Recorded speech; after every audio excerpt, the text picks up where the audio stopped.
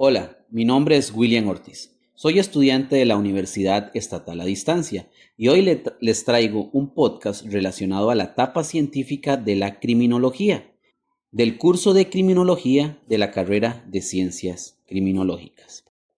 Dicho esto, empezamos con el podcast. Hola, hoy hablaremos sobre cómo la criminología se convirtió en una ciencia, gracias al surgimiento del positivismo y sus principales escuelas. Empecemos con la pregunta clave. ¿Qué significa la etapa científica de la criminología? La etapa científica nace a finales del siglo XIX, con el positivismo criminológico, encabezado por tres figuras italianas, como lo son Lombroso, Ferri y Garófalo. Como explica García Pablos, la etapa científica, en sentido estricto, de nuestra disciplina, surge a finales del siglo pasado con el positivismo criminológico. Esto es lo que se conoce como la escuela positiva, italiana, que encabezan Lombroso, Garófalo y Ferri. Esta nueva forma de pensar rompe con la criminología clásica, que se basa en ideas y teorías abstractas. Los positivistas, en cambio, observan los hechos y buscan causas reales del delito. Como dice García Pablos, trata de someter constantemente la imaginación a la observación y los fenómenos sociales a las leyes férreas de la naturaleza. Entonces, ¿qué aportó la escuela positiva y qué la hace tan importante? Bueno, la escuela positiva cambió completamente la manera de estudiar el delito. Ferri, por ejemplo, decía que mientras los clásicos solo usaban la lógica, los positivistas se basaban en la observación. Él afirmaba, según García Pablos, para nosotros el método experimental es la llave de todo conocimiento. Para ellos, los hechos deben ceder su sitio al silogismo. Para nosotros, los hechos mandan. El objetivo era descubrir las causas del delito para poder prevenirlo. Ferri incluso señaló en su escuela que había convertido el estudio del crimen en una ciencia de observación positiva que, fundándose en la antropología, la psicología y la estadística criminal, llega a ser la ciencia sintética que yo mismo llamo sociología criminal, según García Pablos. ¿Quién fue exactamente Cesare Lombroso y qué aportó a todo esto?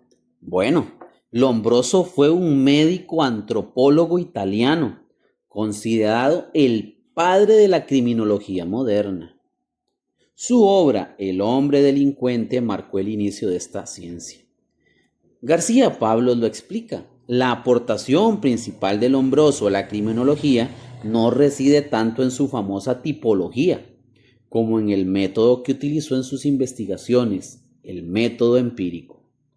Lombroso creía que existía un tipo esencial de criminal, de delincuente nato. Afirmaba que el delincuente padece una serie de estigmas degenerativos corporales, psicológicos y sociales que le delatan e identifican, según lo comenta García Pablos.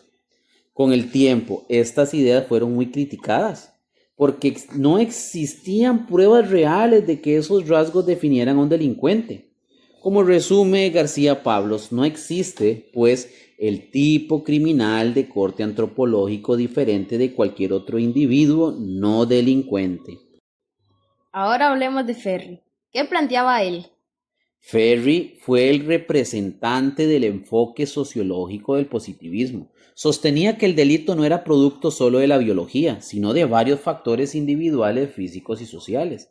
García Pablos dice, la criminalidad es un fenómeno social más que se rige por su propia dinámica. Además, Ferri decía que la pena por sí sola no servía para frenar el delito y que debería acompañarse de cambios económicos y sociales. En sus palabras, García Pablos, la pena por sí sola es ineficaz si no va acompañada de reformas economistas y sociales orientadas por un análisis científico del crimen. ¿Y Garófalo? ¿Qué papel tuvo dentro del positivismo? Muy buena pregunta. Garófalo fue el más equilibrado y práctico de los tres. Buscó adaptar el positivismo al derecho penal de forma moderada. García Pablos indica que la moderación y el equilibrio caracterizaron el pensamiento de Garófalo, que equidistó tanto de la antropología lombrosiana como del sociologismo de Ferry. Su principal aporte fue el concepto del delito natural, es decir, conductas dañinas para cualquier sociedad. Garófalo lo definía como conductas nocivas per se para cualquier sociedad y en cualquier momento, con independencia incluso de las valoraciones legales, según García Pablos. También creía que el Estado debía eliminar a los individuos que no se adaptaran al orden social y a las exigencias de la convivencia. ¿Y en España hubo seguidores de estas ideas? Sí, claro. En España destacaron Dorado Montero, Rafael Salinas y Constancio Bernaldo de Quirós. Dorado Montero, por ejemplo, promovía una visión más humanista. Decía que el derecho debía ser protector de los criminales, un nuevo derecho tutelar no represivo, según García Pablos. Salillas, por su parte, afirmaba, según García Pablos, que el nuevo delincuente no es un subtipo humano atávico y degenerado, sino una criatura del medio en que vive. Interesante. Y Bernaldo de Quirós aplicó el método empírico para estudiar la criminalidad real en España, específicamente el bandolerismo. Para terminar, ¿qué aportaron las escuelas intermedias y las teorías ambientales? Estas escuelas intentaron equilibrar las ideas biológicas del positivismo con las causas sociales del delito. La más destacada fue la escuela de Lyon, también llamada escuela del medio social. Su representante, Alexandre Lacassagne, decía que el microbio es el criminal, un ser que permanece sin importancia hasta el día en que encuentra el caldo de cultivo que le permite brotar, según García Pablos. También afirmaba que las sociedades tenían o tienen los criminales que se merecen, mostrando que la pobreza, la desigualdad y la educación son factores decisivos. Luego, otras corrientes como la de Terza Scuola, la escuela alemana sociológica y la defensa social buscaron combinar lo biológico, lo psicológico y lo ambiental. De ellas nacería la criminología moderna, más integral y científica. Entonces, ¿podemos decir que la etapa científica cambió para siempre la criminología? Claro que sí. Gracias al positivismo y a las escuelas intermedias, el delito empezó a verse no solo como una falta legal, sino como un fenómeno humano y social que puede estudiarse, que puede comprenderse y que puede prevenirse. Muchas gracias por su tiempo.